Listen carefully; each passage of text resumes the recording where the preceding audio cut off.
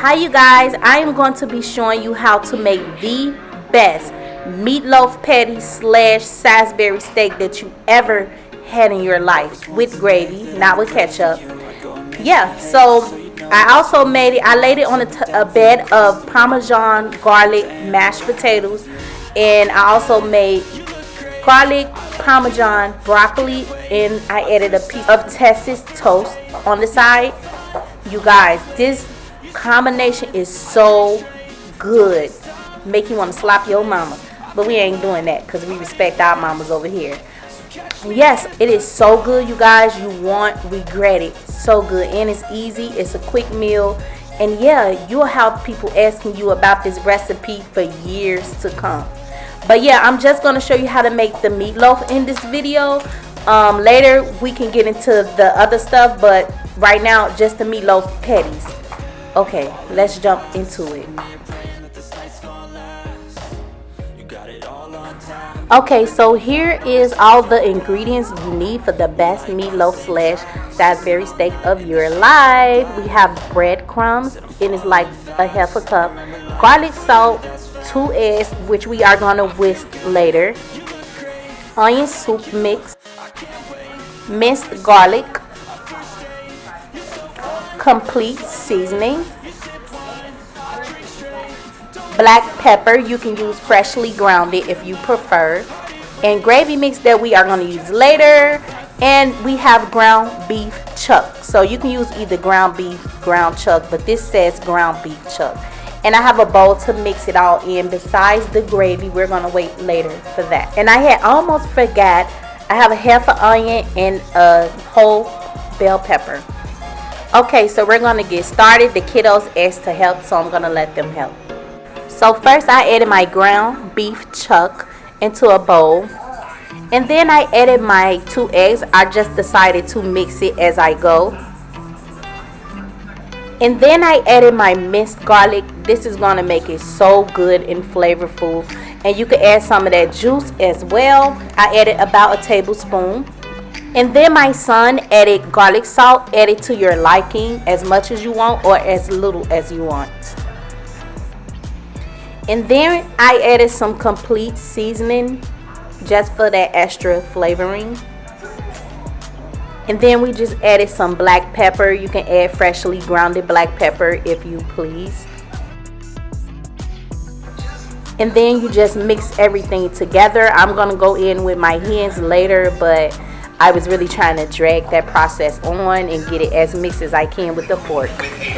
What is those green ones?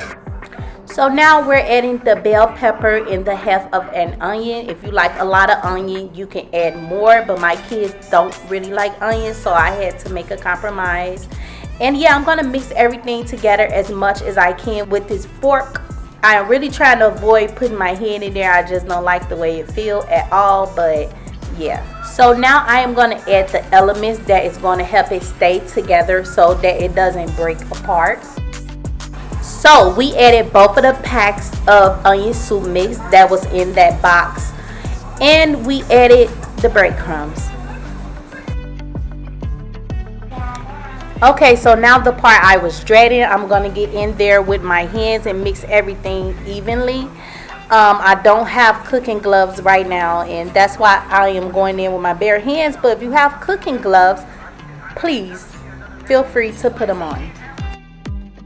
So now we just formed them into patties like so, and we did 2 smaller ones for the smaller kids. We just made sure to take it out a little earlier than the other patties, but yeah, it should look something like this when Mama, why did you put this in? So now we're going to place our patties in our preheated already hot pan, and since ground beef chuck makes its own oil, we won't be adding any oil to the pan. Plus this pan is non-stick, and even if it wasn't, you just don't need the oil. Afterwards I'm going to reposition everything because it will get smaller as it cooks. Okay, and I have a medium high heat, and I'm just turning it every 4 to 5 minutes, and you can add more seasoning if you wish, but yeah. So now I'm going to take that bowl that you see, and I'm going to take 2 brown gravy mix follow the instructions on the back, and I'm going to add the water to the gravy packs and just add it to my patties. And you're going to let that reduce, or should I say thicken up. Give it about 20 minutes and it'll thicken up, depending on how high you have your eye on. But yeah, it doesn't take long to thicken at all, and once it thickens, it's done. And then we're gonna plate it. Add some extra gravy, some chopped parsley, and we added it on top of a bed of garlic parmesan, mashed potatoes that I added butter to as well, and a little bit of garlic salt. And then we ate steamed broccoli with garlic and butter, and you can sprinkle a little parmesan if you like on the broccoli, and then a piece of Texas toast. And there you have it, the best meatloaf patties of your life / Salisbury steak. Some people consider this a Salisbury steak as well. Oh my gosh, you guys, if you're going to an event and you want all the attention, fix these. You want to keep that man, fix this. He ain't going nowhere, period.